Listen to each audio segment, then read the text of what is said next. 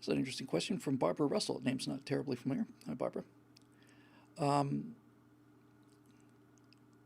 What are your real feelings about neighborhoods' responsibility for their own issues? First of all, I should tell you that, as far as I'm aware, everything I say on this show is my real feelings.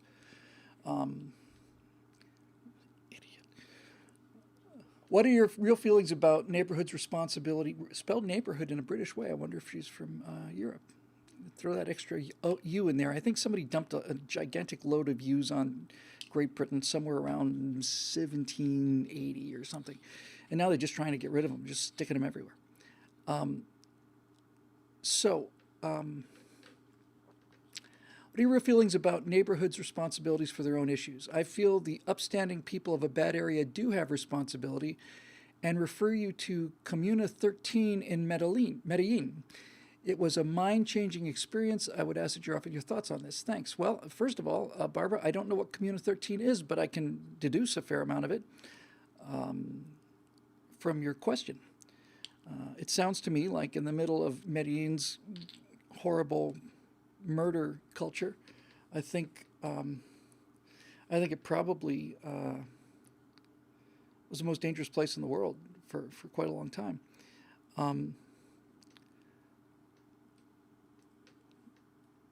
Yeah, what you find is that you can actually do it, and usually I don't know if there's a person like this in Comuna 13, but in the examples I know of in America, and just about all of them that I know, it takes a virtuous people. You have to have a virtuous community in the midst of all of this crime and murder, but it almost always takes a person that is going to be like the little grain of of dust that the raindrop's going to form around. You got to have somebody who's willing to do, if not the heroic work, at the very least the footwork. Somebody's got to be kind of going around there. What you often find is that people with exceptional personal bravery, and I just did a story about a year ago on a guy in Mexico, and I'm sorry to say I've forgotten his name, who was exactly this guy. Basically threw all the drug runners out of his town. The army wouldn't do anything because they were getting paid off, so he basically just got the citizens together and painted some cars with a star on it or something, or the letters of his organization, drove around town and just threw the drug cartel out of there. That's just plain moral and physical courage. That guy has taken his life into his own hands, and people around him know that, and that makes the good ones want to help him. So it is all up to the community. These crime-ridden communities. You look at them, you see them on cops, you see them burning and stuff on the news every other year or something, and you think, man, this is every single person in there has got to be just like completely lawless, and it's just not true. It's just that the law is so unenforced there that the lawlessness is allowed to rampage down the street and shoot weapons and all of that stuff. So they have the same concerns as anybody else. They'd like to be able to come home from work without being murdered. And because the environment is so toxic, I'm sure this had something to do with the police episode we were talking about, where Bill Barr said that police should start getting some more respect, because if they don't, maybe they won't have a police force anymore. And Scott, playing the progressive advocate, says he's threatening them with, he's just right. My point was, you can't have effective police if they're not part of the community. You can have guards, but you can't really have police. And this is such an old hacked story, but it's so true. When cops were walking the beats in neighborhoods, turn of the last century, in the late 1800s, early 1900s, when cops were walking the beat, those neighborhoods tended to be very safe, because those policemen knew all of the kids, watched them grow up, were probably at their christening or their baptism or their confirmation or something like that, and they watched them grow up, and they could say, "Oh, that Whittle kid, he's a problem. He's a troublemaker," and they would keep an eye out on you, and they would kind of kind of pull you back, and at the very least, no. And if there was somebody in the neighborhood who didn't belong in the neighborhood, that person would get asked some questions. And anyway,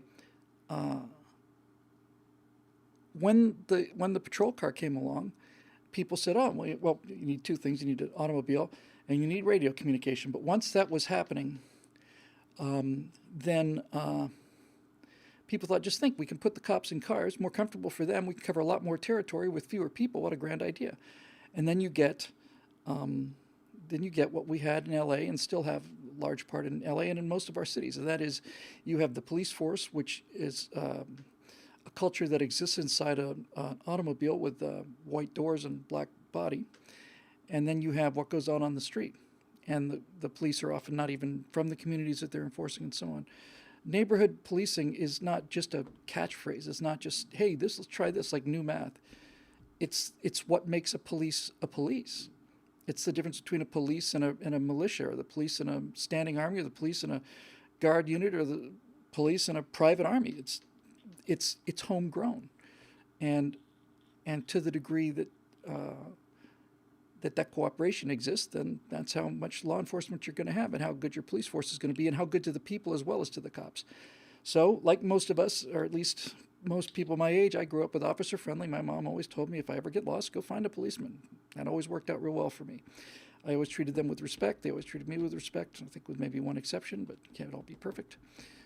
And as a matter of fact, I can tell you on 2 or 3 different occasions, including the police of the Federal Aviation Administration, that if you have enough respect for a police officer, just be honest with them, because they get lied to 200 times a day.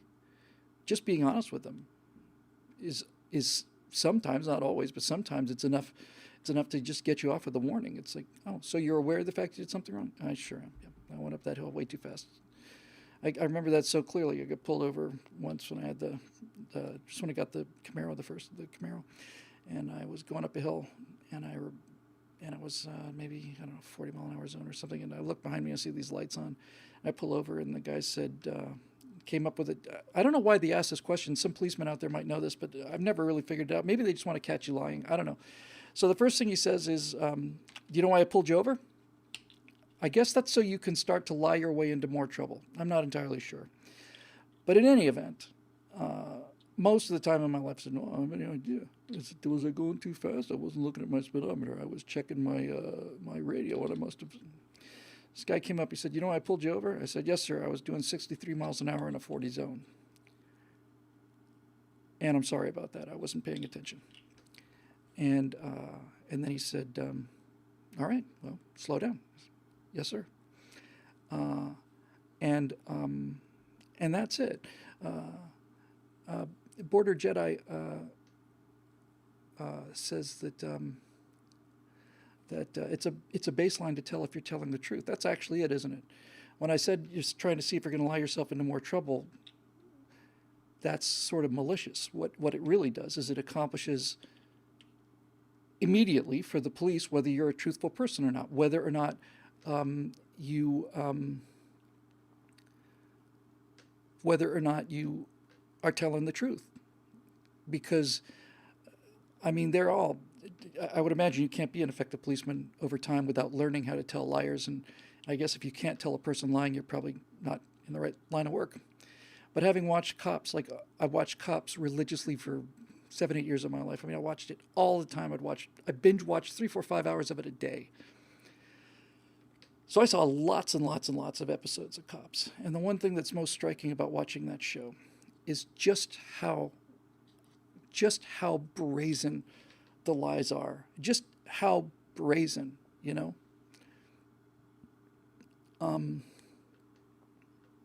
I've told this story many times on this show, but apparently it's true.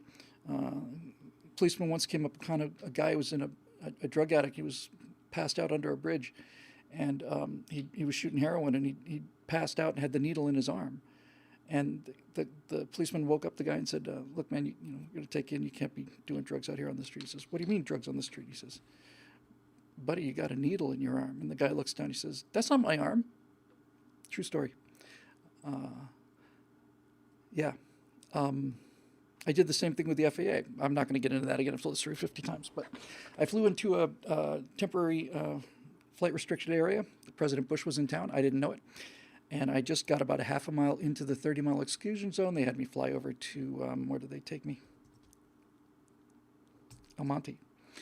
And then there were police cars and sirens and lights waiting for me and all that stuff. So I told him, look, I completely screwed up. I called my friends. I said, how's the weather at Mojave? Great. Come on up. So I did. I didn't get the briefing that I was supposed to get. But at the same time, I said, it's not like I didn't check. I just didn't check the right way. It's not like I just went off la la la. I did talk to other pilots, and that's why I got it wrong. So anyway, that was the night. And then I went to the FAA, and, AOPA, Aircraft Owner and Pilots Association, has a legal fund thing where they, if you buy into this thing, they send an aviation lawyer with you whenever you talk to the FAA. And I thought about it, and I just thought, there's nothing to talk about. It's not like I'm right. It's not like I was accused of something I didn't do. Then I would think seriously about taking a lawyer. I did it, there's nothing, what else do you say? So I went down to the FAA office, and I just walked in there, and they said, okay, Mr. Whittle, I suppose you know why you're here. I said, yes, sir, I'm here because I flew into this TFR like an idiot, and it's entirely my fault. I want to just save you the trouble right now. I'm 100% responsible for this. No one else is responsible, and I don't have any excuse. I have an explanation, but I have no excuse. It was my error and my mistake, and whatever you need to do, you're going to have to do. And I don't blame you one bit. And I won't make this mistake again. And I hadn't. And by the time I'm out of that meeting, they asked me if I wanted to go around and, do talks on behalf of the FAA for flight safety. Telling the truth is it's the right thing to do. And for people who get lied to all the time, it's got to be very, very, very refreshing. And I would imagine it puts a policeman quite at ease, because you never know who's going to pull that gun out. So if somebody comes up and says, you know why I pulled you over? Yes, sir, I was doing 63 in a 40 zone. Chances are that guy's not going to be the guy who's going to shoot you.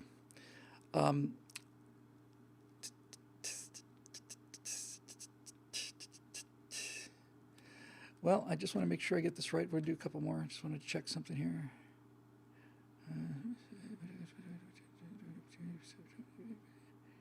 Yep. Okay. Now that he's here, now that he's deigned to join us, I will take a question from Eric Blake so that the internet doesn't melt. And then I will go back and do a couple more from BillWhittle.com. We'll call it a night. One time, by the way, just because I can't ever leave something alone, one time I did get a ticket for making an illegal right turn, and it was a turn arrow, and I wasn't wrong. I waited for the arrow. They wrote me the ticket, and I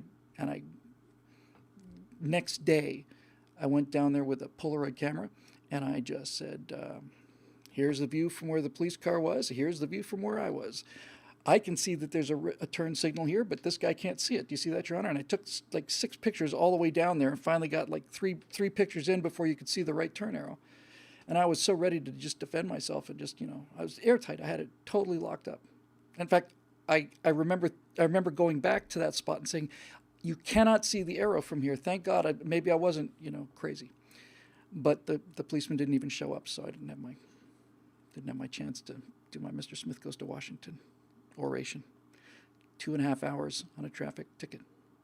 And furthermore, Your Honor, I'd like, in conclusion, never happened. What a shame.